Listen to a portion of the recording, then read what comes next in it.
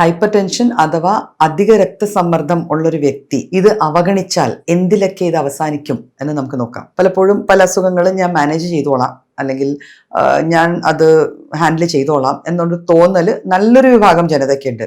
ഒരിക്കലും ഇത് അത്തരത്തിൽ അവഗണിക്കേണ്ട ഒരു ക്രോണിക് ഡിസീസ് അല്ല എന്നുള്ളത് ആദ്യമേ മനസ്സിലാക്കുക.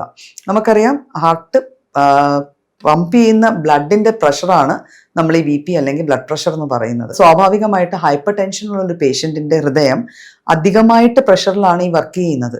അപ്പം ഏറ്റവും വലിയ കോംപ്ലിക്കേഷൻ അല്ലെങ്കിൽ ഏറ്റവും അധികം അറ്റ് റിസ്ക് എന്ന് പറയുന്നത് നമ്മുടെ ഹൃദയം തന്നെയാണ്. അപ്പം ഹൃദയാഘാതം ഉണ്ടാവാൻ അല്ലെങ്കിൽ ഹാർട്ട് അറ്റാക്ക് ഉണ്ടാവാനുള്ള ചാൻസസ് ഒരു BP പേഷ്യൻ്റ് അല്ലെങ്കിൽ ഹൈപ്പർ ടെൻസീവ് പേഷ്യൻ്റ് പ്രോപ്പറായിട്ട് മരുന്ന് കഴിച്ചില്ലെങ്കിൽ ഹൃദയാഘാതം ഉണ്ടാവാനുള്ള ചാൻസസ് എപ്പോഴും കൂടുതലാണ്. അപ്പം ഹൃദയാഘാതം അതിൻ്റെ ഒരു വലിയൊരു കോംപ്ലിക്കേഷൻ ആണ്.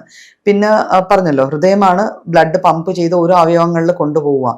അപ്പോൾ ഹൈപ്പർ ടെൻഷൻ്റെ ഇഷ്യൂസ് വന്നിട്ട് നമുക്ക് പ്രഷർ നോർമൽ അല്ല എങ്കിൽ ബ്ലഡ് ഓരോ അവയവങ്ങളിൽ എത്തുന്നതിൻ്റെ മാത്രയിലും അതിൻ്റെ ആ പ്രഷറിലും വരുന്ന വ്യതിയാനം കൊണ്ട് സ്ട്രോക്ക് വരെ സംഭവിക്കാം. ബ്രെയിനിലാണ് ഈ ഒരു ബ്ലഡ് എത്തുന്നതിൻ്റെ പ്രഷറിൽ മാറ്റം വരുന്നതെങ്കിൽ ഒരു സ്ട്രോക്ക് സംഭവിക്കാം. അപ്പോൾ സ്ട്രോക്ക് ഹൈപ്പർ ടെൻഷൻ്റെ ഒരു കോംപ്ലിക്കേഷൻ ആണ്.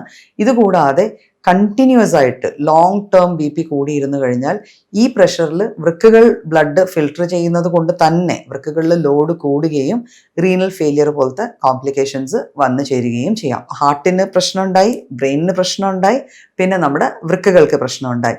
ഇതുകൂടാതെ നമ്മൾ പലപ്പോഴും ഹൈപ്പർ ടെൻഷൻ വന്ന് കാഴ്ച ഇല്ലാതായെന്ന് പറഞ്ഞ് കേൾക്കാറുണ്ട്. അവിടെയും ഫാക്ട് ഇത് തന്നെയാണ്. കണ്ണുകളിലേക്ക് പോകുന്ന രക്തധമനികളിലെ പ്രഷർ കൂടി അവയിൽ ചെറുതായിട്ട് ഒരു രക്തസ്രാവം ഉണ്ടാവുകയോ ഒക്കെ ചെയ്തു കഴിഞ്ഞാൽ പലപ്പോഴുും കാഴ്ച തന്നെ ഇല്ലാതെ ആവാനുള്ള ചാൻസസ് ഉണ്ട്. അപ്പൊ ഇത്തരത്തിലെ കോംപ്ലിക്കേഷൻസ് നമ്മുടെ ബേസിക്കലി ഹൈപ്പർ ടെൻഷനുള്ള പേഷ്യൻസിന് പ്രോപ്പറായിട്ട് ട്രീറ്റ് ചെയ്തില്ലെങ്കിൽ ഉണ്ടാവാം.